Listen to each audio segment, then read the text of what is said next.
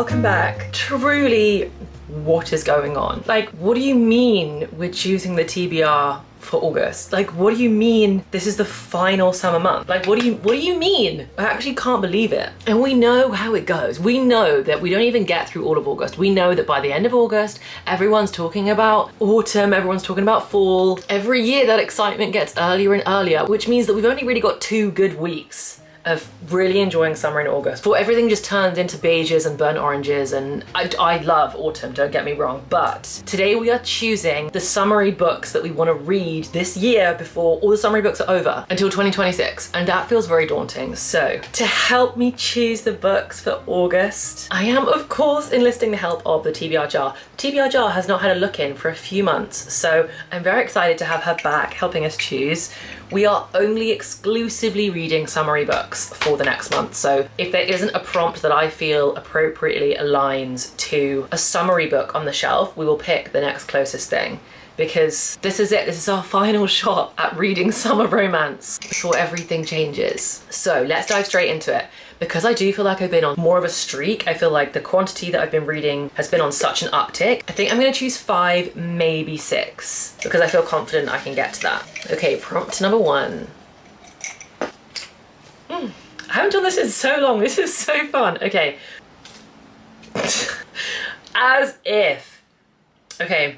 A book that is a fantasy. There we have it. Excuse my handwriting. Okay, just repositioning you slightly so you can see the shelves. I should probably have said at the beginning, for anyone that hasn't been here for a while, we have 3 TBR shelves to choose from. We have the general fiction shelf, we have the romance shelf, and then we have the fantasy shelf that's up here that you can't quite see because in my mind we weren't going to need it for today. Okay, well we need to relocate so you can see the shelf and we can choose our fantasy book. Lol, not me sitting propped on the top of my chair. We've definitely never sat in this position before. Anyway, this is the fantasy shelf. Now, because I haven't read fantasy in so long, we actually do have some banging books on this shelf now, and the contemporary romance is starting to look a little bit thin, which means we've been doing it right, but it means we've got some good ones to choose from. Okay, I'm gonna pick a bit of a short list. Okay, the short list that I've picked is Legendborn, only because I've had a few DMs from you guys saying, when are you actually gonna read this, Ellen? For anyone that was here for the saga of me buying 2 of these books and being so excited when I bought each of them.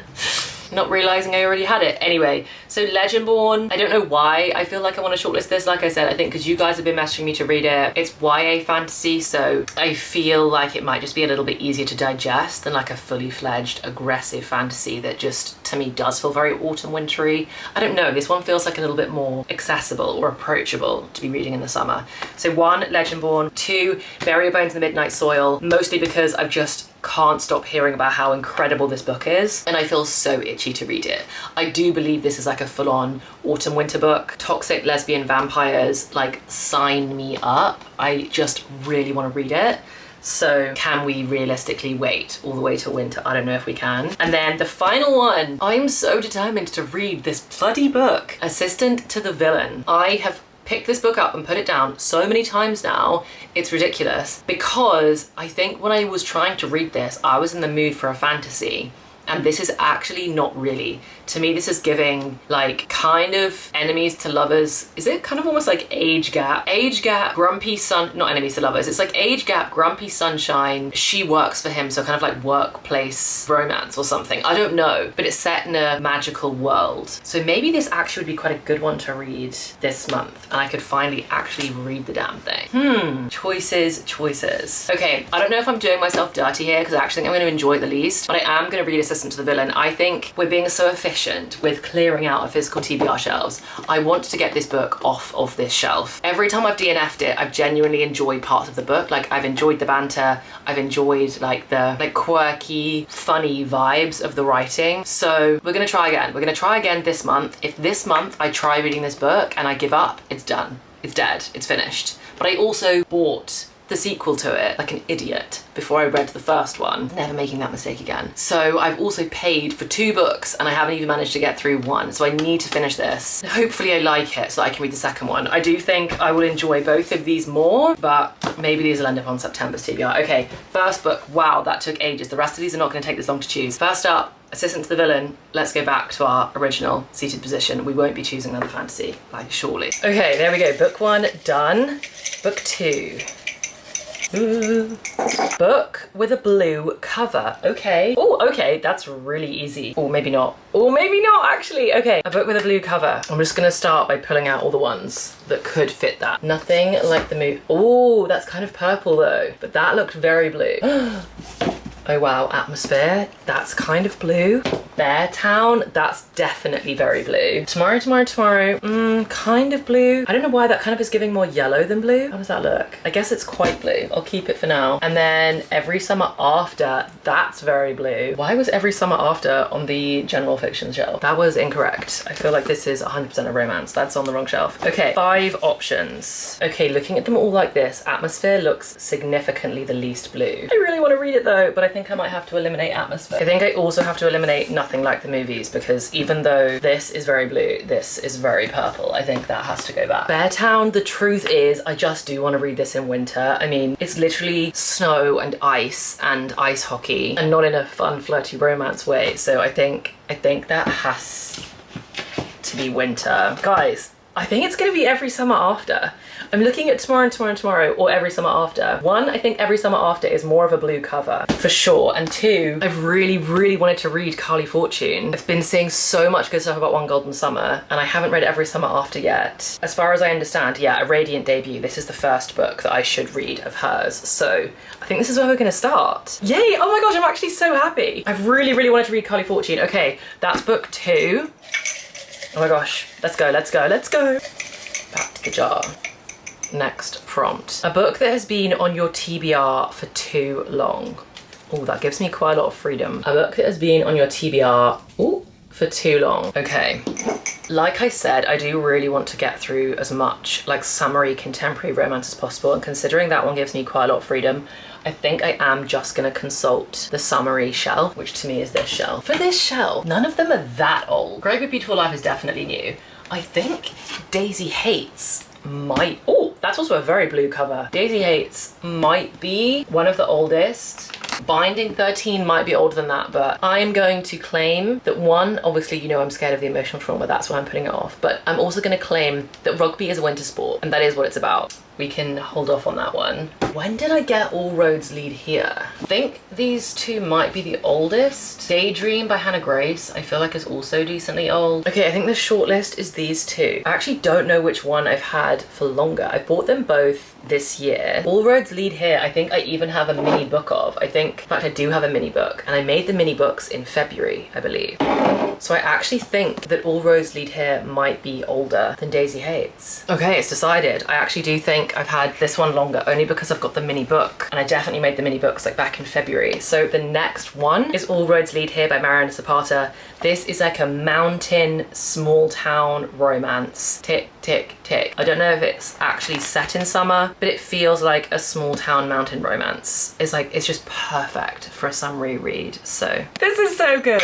Okay, next.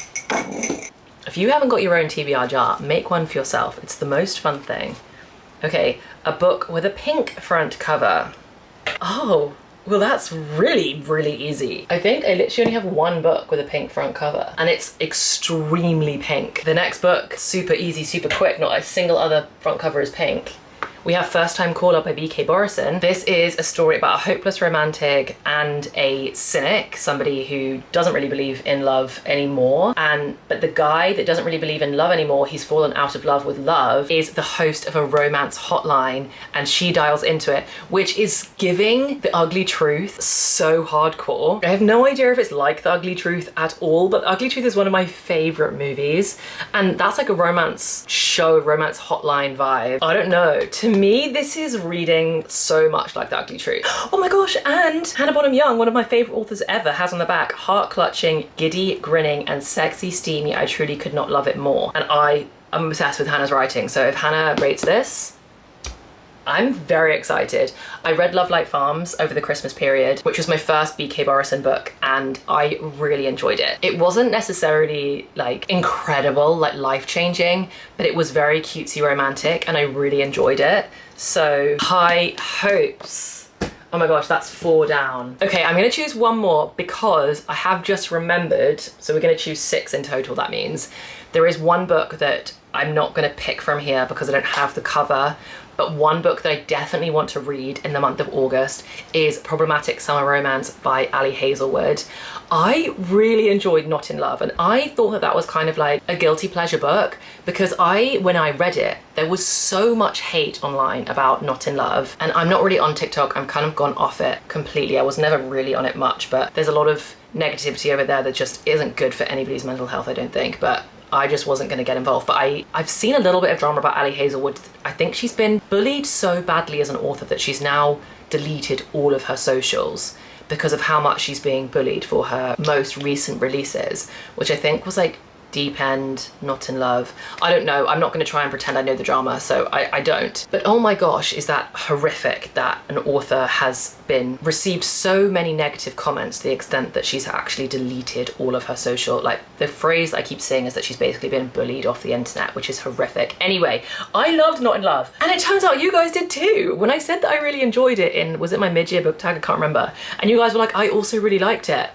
We're in the same club. Anyway, Problematic Summer Romance is the sequel to Not in Love. Who knew? When I first heard about Problematic Summer Romance, I had no idea that it was actually the sequel. Age gap workplace romance or just age gap romance? Can't remember, but it's an age gap romance. He is Irish, I believe. Has he got like an Irish accent?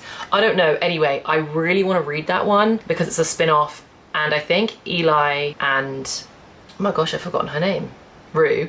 I think Eli and Rue, who are the main characters of Not in Love, like do also feature in this, and they are like actually in it. So I think technically it's a interconnected standalone, but from what I gather, it actually almost reads more like a sequel. Like, you really should read the first one before you read the second one. Anyway, that is also on the list. So we've got 4 books plus Problematic Summer Romance by Ali Hazelwood that I really, really want to read this summer. Okay, final one.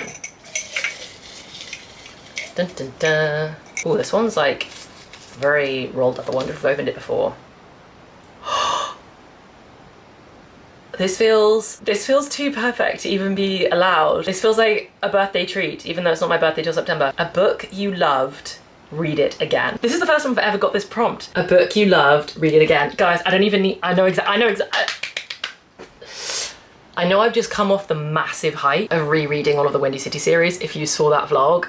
But that has like re-sparked a love of rereading, and I think I mentioned it in that vlog, I can't remember, but there is only one book on my immediate list that I am desperate to reread. The fact that the TBR jar has given that to me feels like an actual gift. Let me grab her. Like, truly, like, let's fucking go.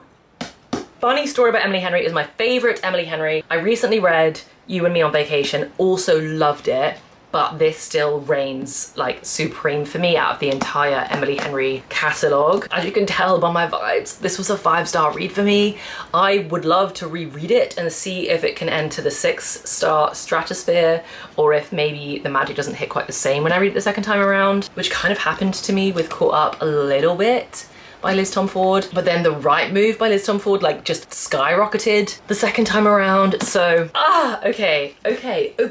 This is the ultimate summer romance TBR. Imagine Problematic Summer Romance just like perched on top of this. We'll have to go get the physical copy together at some point, which means book shopping. But if we read all of these, like, this is it. Like, this is the list. This is the perfect way to go out with a bang.